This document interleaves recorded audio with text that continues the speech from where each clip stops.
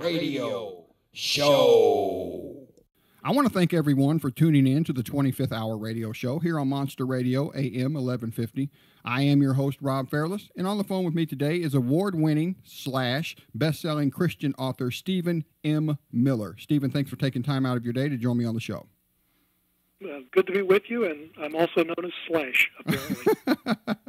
Stephen, I always start the interview off getting a little background information about the day's guest for all the listeners out there. Now, I did mention in the introduction that you were a Christian author, so let's kind of split that up here in the beginning. Let's talk about being a Christian first.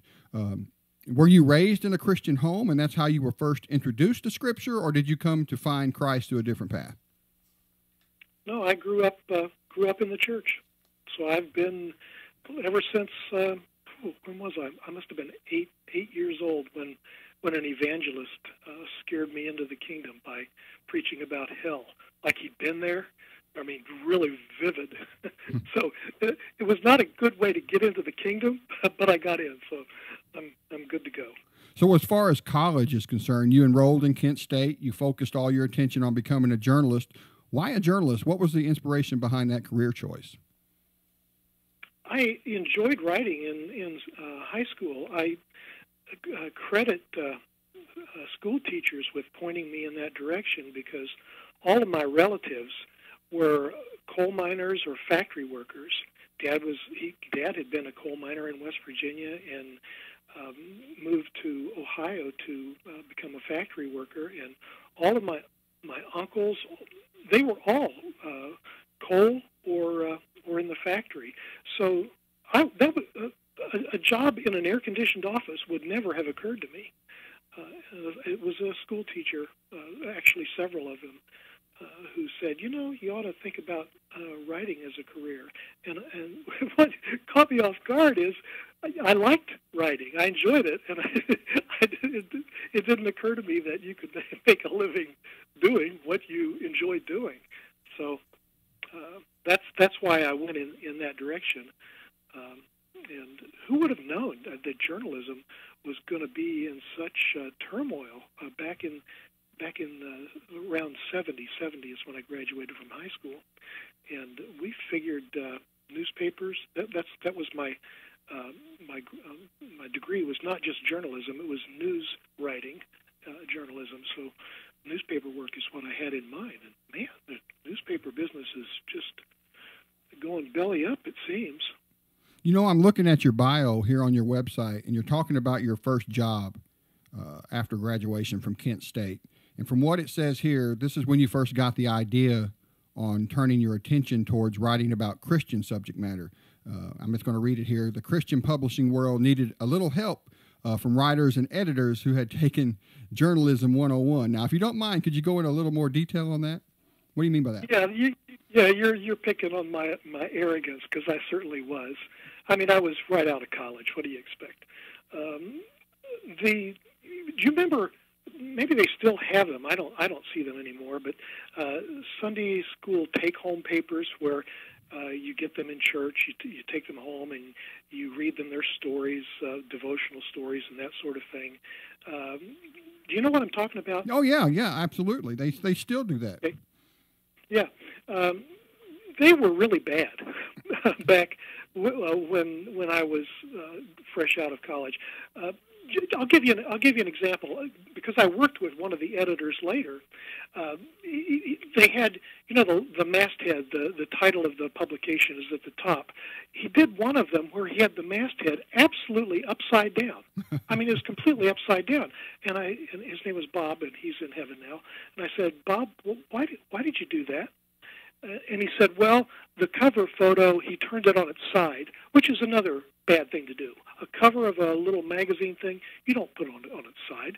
But he said, I put it on the side, so I figured since it's already on its side and they had turned it clockwise one turn, they would just turn it clockwise again and read the masthead, and it would be up right side up then. So, they would never teach you about that in journalism, but they teach you techniques of graphic design. And then the writing was not strong. We've come a long way. last few decades. It was pretty shoddy back then, and I thought I might be able to help. I've since apologized to God for that. Now you decided to further your studies and attend seminary school, but the school didn't have a course dedicated to Christian journalism. But you went ahead and took the course anyway, right? Yeah, I just felt as though I needed, if I wanted to write in the Christian publishing world, I needed to know about the Bible and about theology, and Kent State School of Journalism doesn't teach you that kind of stuff. I did take one Bible class at Kent State, but the guy paraphrased Jesus with profanity, so I figured that's probably not the best introduction to the Bible. So I felt like I needed to get that, and I certainly was a fish out of water there because they only had the three programs. That was if you wanted to be a minister, a preacher, or a Christian education director, or a missionary. And I didn't want to do any of those, but I took the Christian education program and took all my electives in biblical lit and theology, which is the reason I was there. So when you were finally able to combine your passion of journalism with your Christian faith, things really started taking off for you. You were able to get out from being an employee of someone to working for yourself. Now, that's a big decision to make. Was it a tough decision for you, a scary decision? It was tough to... there was a period of time when I didn't know what I wanted to do. I was working... when I finished seminary, I worked for a denominational headquarters, and I worked there for 12 years. But the material is cyclical, and I was starting to go over stuff I'd done before, and it didn't feel right. And I didn't know what I wanted to do. I'd interviewed with some book publishers, Christian book publishers, and the only thing that made me feel energized was spreading my wings and just going freelance. Really, really risky to do that because most people don't survive doing that. And I remember the managing editor, my boss there at the church headquarters, he said, "Now I know you wouldn't do anything to put your family at risk," which was a polite way of saying, "Hey." But you know, it was a smart thing to do in the long haul because the guy who replaced him and who replaced me eventually got their jobs phased out as the publishing part of that denominational headquarters kind of dwindled. So, I'm still making a living here. Now, I do want to admit to the listening audience, I came across Stephen by way of his best-selling book, The Complete Guide to the Bible, which I purchased, a couple months ago from my local bookstore. Now, what initially caught my attention was the cool-looking covers, so I picked it up, I started thumbing through it, and I was like, wow, this is something that I can understand. I'm going to buy this. Now, I'm going to let you explain to everyone listening what I mean there. Tell them a little bit about that. First of all, that's funny that you said it was a cool-looking cover because this particular book, The Complete Guide to the Bible, is on racks that you'll find in department stores, rest stops, your drugstore, because there's a company, Choice Books. They're called rackers, and they put this book on those racks. And I took one of the local guys out for barbecue just to spend time with him. And he said, "I don't know why your book is selling so well. It's got a really ugly cover." Really? I thought it was amazing. Yeah. That's what first caught my attention. Really? I thought that's pretty funny for him to say that to my face, but I'd rather he say it to my face. You want to know about that particular book, how it came to be, what it is, or what? Yeah. Explain to the listeners out there about that book that I'm reading right now, The Complete Guide to the Bible. What makes it stand out from other books about the Bible? It's a book-by-book introduction to every book in the Bible, the Old Testament and New Testament. It gives you the kind of stuff that you would expect to find in a commentary, but it looks more like a magazine in book form because it's very well illustrated. I shouldn't say it like that, but it's got lots of pictures. Let me say it that way. Lots of pictures and maps, and I write it in a way that I'm hoping that people outside the faith will be able to get an introduction to the Bible. That's my target audience. It makes my agent angry when I say this, and publishers don't like me to say this, but I don't write for Christians. I write for people who are not Christians, because I figure if I can engage readers like that in a book about the Bible, then certainly the Christians will come along and read it too. But I don't use the Christian cliche words and the churchy kind of words. Yeah. No, I don't do that. Now, The Complete Guide to the Bible isn't your first book. I mean, you've authored many more. This is just the one that introduced me to your work. How many books do you have out there, and are they all basically written the same way? I don't know how many books I have out there, and the reason I don't know is because I don't know how to count them, because they get reworked and expanded, and I don't know if you count those books, and some books are books that my name's on the cover as the editor, but I conceived the book and identified who the writers are who are going to help me, and I don't know if I count those, so I don't know. There's a lot of books out there. Let me just reword that then. For someone who isn't familiar with your work, is there a book of yours that you would suggest buying first to get introduced to you as an author and your style of writing? Yeah, I hate to have them introduced to me.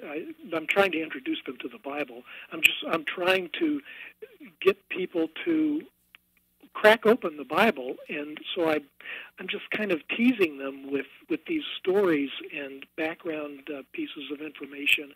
And you know from reading the parts of the Complete Guide that these are short little articles that pique their curiosity, hopefully.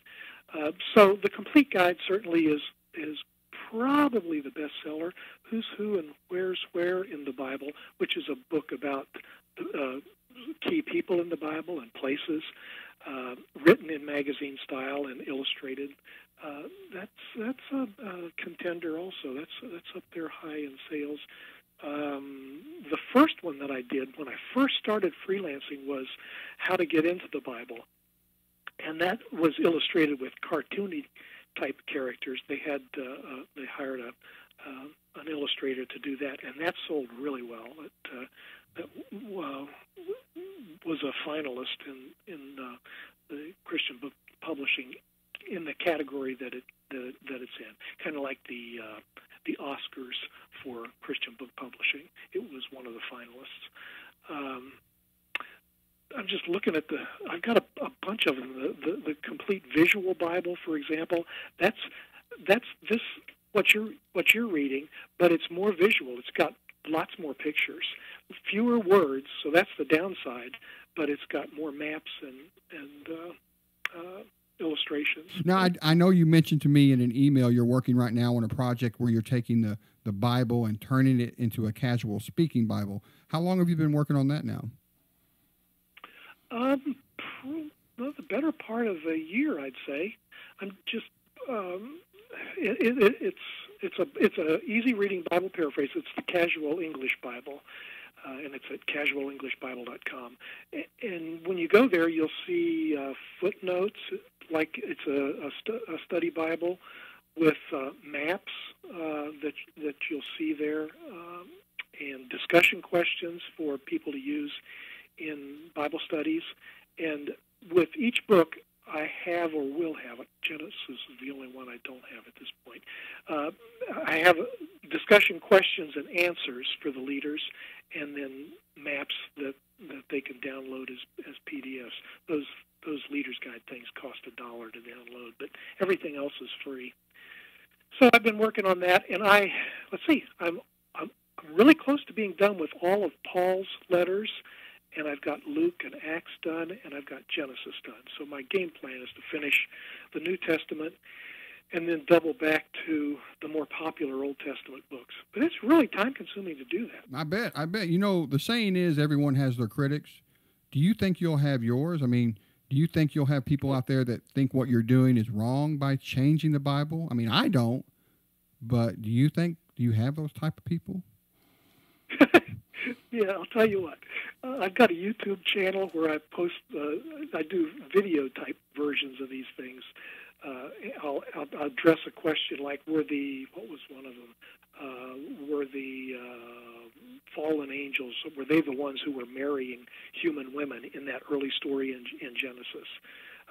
So I've got videos like that on my YouTube channel, and just read some of those. Oh, my goodness, they're really, really nasty, especially the one on crucifixion. I did one on what Romans say about crucifixion. If you want to read nasty stuff, go there. There's somewhere between 4,000 and 5,000 comments, and a lot of them are from strong-willed atheists. You know, I mean, they're the folks I'm writing for, but boy, they sure do come after me. Yeah, I do have critics, and that's okay. My mother loves me. So since you've authored a ton of books on a variety of different subjects, is it becoming increasingly hard on what to write about next? I mean, are you about out of ideas, or are there still a lot more to go? You know, that's actually why I made the shift to do this casual English Bible for a while. I've done so many of the Through the Bible, different ways of the complete guide to the Bible was one approach, but I've got several of those kinds of things, just tweaking it in different directions. And books about people of the Bible. My favorite book is one that didn't sell very well, The Jesus of the Bible, which is a horrible title, but that's what happens when a committee comes up with it. But it was the story and the teachings of Jesus. I just absolutely loved. I spent a year researching Jesus. I loved that book. They have it now. They did a non-illustrated version of it, a cheaped-down version. I shouldn't say it that way, but it is cheaper, less expensive. They would prefer that way. It's called Understanding Jesus. I loved that book, and it just didn't do well. But I needed a break, and letting me do this casual English Bible forces me to go through every word. So I'm right now in 2 Corinthians. You know, Paul, he was really vague sometimes, and you can't make sense of what he's saying, and I'm just learning that at a deeper level as I go through word by word, sentence by sentence, trying to put into casual English what even the scholars don't know what he's saying. I mean, they'll have these theories, and I'll identify the theories in footnotes briefly, but this is a radical change of pace for me to do it in this depth. So what about outside of all the work? How does Stephen M. Miller play? I mean, do you have any hobbies or activities you participate in just to get away from it all? You know what? My kids double-dipped me in grandkids a year and a half ago. My first grandson was born in December a year and a half ago, and my first granddaughter came 2.5 months after that. And my kids live within 15 minutes of this house, and so my wife and I have been helping watch the kids while they're working. So I'm weaving grandkids in and out of my writing schedule. So that takes a lot of time, but I love it. I just absolutely love spending the time with them. Usually, I got my in-laws are about 3 minutes away from our house, and it definitely is a blessing to have them that close. So I know exactly what you mean. So what about websites, social media, anything like that? Do you have a preferred presence on the web? I don't know if it's preferred. I've got Facebook is where I spend a fair amount, and everything that goes on Facebook on my Facebook page goes into Twitter, but it's hard to compete with the president for Twitter, so I'll just give him his space there. Then I've got the YouTube, and I'm trying to do more of that. Pick out a topic or a question people have about the Bible and address it in a short YouTube video. So, for example, the one I'm working on right now is a question that a lady wrote me. She said, why do the men marry so many women in the Bible? So I get to answer that question. And I'll tell you what the answer is. It's because they can. It was a patriarchal world, and they could take what they wanted, and they did. So That's the video in short. Well, Stephen, I always give my guests the final word before we wrap things up here on the show. Anything you'd like to add or say to the listening audience before we start to sign off here? Yeah, read. There's so much other stuff going on, the competition, and people are telling you what to believe. They're telling you what your opinion should be, but read the Bible a little bit. Read books about the Bible to sucker you in and get you curious, but make up your own mind. And you make up your own mind by reading lots of different sources. Stay away from some of those broadcast news programs that are propaganda and talk show radio programs that are hate-filled. We don't need to be messing with that stuff. Well, Stephen, I had a great time talking to you today. I look forward to reading more of your books, and good luck with finishing up the Casual English Bible Project. Yeah, it'll take a few years, so I hope I survive. I bet. Well, thanks again, buddy. Rob, good talking with you. God bless you.